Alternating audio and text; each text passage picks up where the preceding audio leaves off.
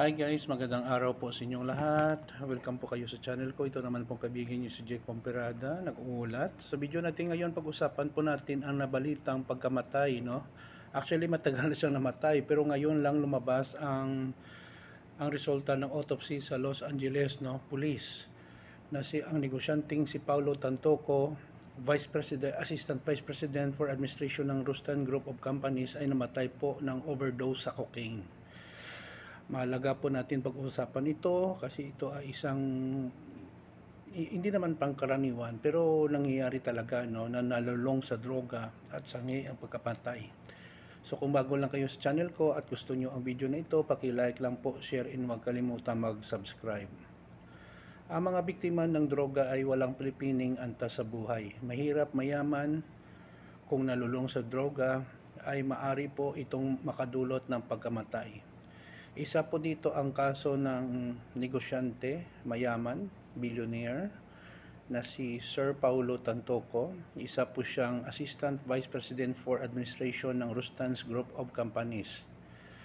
At kasangkot din, no, magmay-ari din ng Santa Elena Golf and Country Estate at Pacific Links Golf Development Incorporated.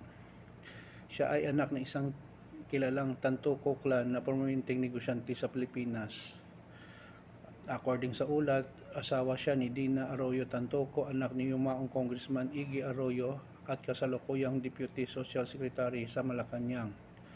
May anak po siya, tatlo, sina Alana, Bella, and Zach. So, ito guys, nakakabahala din ito kasi lumabas po, no, sa autopsy, no, ng Los Angeles County, California, na namatay po siya, no. Natagpuan po ang kanyang bangkay sa Beverly Hilton Hotel. Siya po ay 44 taong gulang, namatay po March 8, 2025. Ang pangunahing sanhi ng kanyang pagkamatay epekto ng paggamit ng cocaine, overdose. Ay iba pang kanyang kondisyon ay may sakit sa puso, may bara sa ugat. Anong uri ng kanyang pagkamatay hindi sinasadyang opisyal ayon sa Los Angeles County Medical Examiner Case number 2025-04377. Kasi ito guys, no, may mga spekulasyon na hindi naman kumpirmado sa social media. Ang ilang outlets na konektado raw ang pagkamatay niya sa pagbisita ni First Lady Araneta Marcos, Lisa Marcos, sa Los Angeles noong panahon din yun. Ganon pa man, walang pong ebidensya opisyal na sasangkutan ng mga foul play or krimen ang naulat ng examiner sa nalinang aksidente pagkamatay dahil sa cocaine.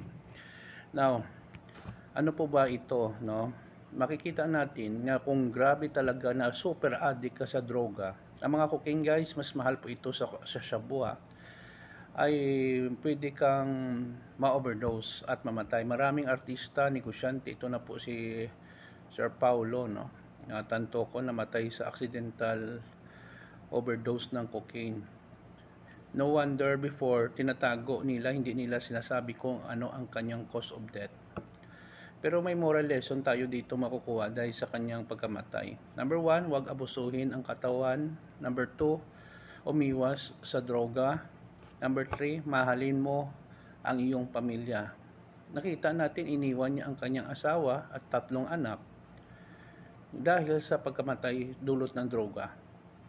Ika-4 siguro ay alagaan natin ang ating sarili.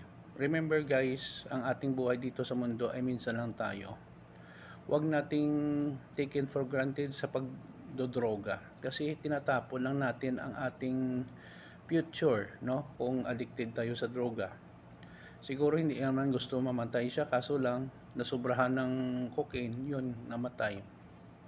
At kalima, maging matulungin tayo sa kapwa. Ang droga guys, no, wala talagang magandang idudulot sa ating katawan, sa ibang tao, at makagawa tayo ng mga desisyon na hindi maganda, makagawa ng krimen o makapanakit ng ibang tao. So yun lang po guys ang masasabi ko. Pakilagay lang po sa comment section kung ano masasabi nyo sa pagkapatay ni Paulo Tantoco, isang negosyante, dulot ng overdose ng cocaine. Maraming salamat po sa inyong panonood at suporta. Please like, share, and huwag kalimutan mag-subscribe sa channel ko. Mahal ko kayo. Ingat po tayo lagi. Ito naman pong kaibigan nyo si Jake. Bye-bye. I love you all. Don't forget to subscribe.